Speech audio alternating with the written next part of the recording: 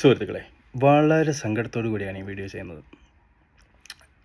വിഷയം ദീപക് തന്നെയാണ്. ദീപക് ആത്മഹത്യ ചെയ്തു. എന്തിന്?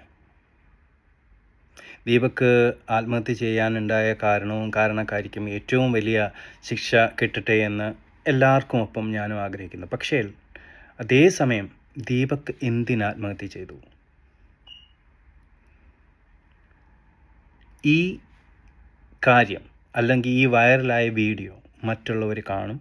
മറ്റുള്ളവർ എന്ത് വിചാരിക്കും, നാട്ടുകാർ എന്ത് വിചാരിക്കും എന്ന ഒരു ചിന്തയാണ് ദീപകിനെ കൊണ്ട് ആത്മഹത്യ ചെയ്യിച്ചത് എന്നാണ് ഞാൻ വിശ്വസിക്കുന്നത്.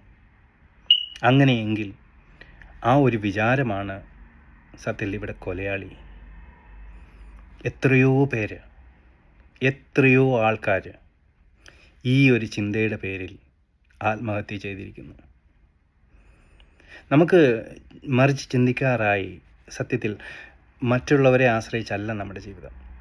ഒരു കാര്യവും നിങ്ങൾ തീരുമാനങ്ങളും നിങ്ങളെടുക്കുന്ന സിമ്പിളായിട്ടുള്ള കാര്യങ്ങളും, ഞാൻ മീശ ഷേവ് ചെയ്ത് കഴിഞ്ഞാൽ, ക്ലീൻ ഷേവ് ചെയ്ത് കഴിഞ്ഞാൽ മറ്റുള്ളവരെന്ത് വിചാരിക്കും? എനിക്കിഷ്ടമാണെന്നുണ്ടെങ്കിൽ ഞാനത് ചെയ്യും. ഞാൻ തല മൊട്ടയടിച്ച് കഴിഞ്ഞാൽ മറ്റുള്ളവരെന്ത് വിചാരിക്കും? എനിക്കിഷ്ടമാണെന്നുണ്ടെങ്കിൽ ഞാനത് ചെയ്യണം. മറ്റുള്ളവരെന്തും വിചാരിച്ചോട്ടെ. മറ്റുള്ളവരെന്ത് വിചാരിക്കും എന്ന് വിചാരിച്ചുകൊണ്ട് നമ്മളൊരു കാര്യം ചെയ്യാൻ നിന്ന് കഴിഞ്ഞാൽ, ഇതുപോലുള്ള അതിക്രമങ്ങൾ ചെയ്യാൻ നിന്ന് കഴിഞ്ഞാൽ ആർക്ക് പോയി? അവർക്ക് പോയോ? മറ്റുള്ളവർക്ക് പോയോ? ഈ നാട്ടുകാർക്ക് പോയോ? ദീപക്കിനാണ് പോയത്. ജീവിതം ദീപക്കിനാണ് പോയത്. പിന്നെ അവനെ ആശ്രയിച്ച് കഴിയുന്ന കുടുംബത്തിനും അവൻ്റെ ആശ്രിതർക്കും അല്ലേ? മറ്റുള്ളവരെ വിചാരിച്ച് ഒരു കാര്യവും ചെയ്യരുത്. നിങ്ങൾ മറ്റുള്ളവരുടെ വഴിക്ക് വിടുക. നാട്ടുകാരുടെ വഴിക്ക് വിടുക. നാട്ടുകാർ എന്ത് വേണേലും വിചാരിച്ചോട്ടെ. നിങ്ങളായി ജീവിക്കുക.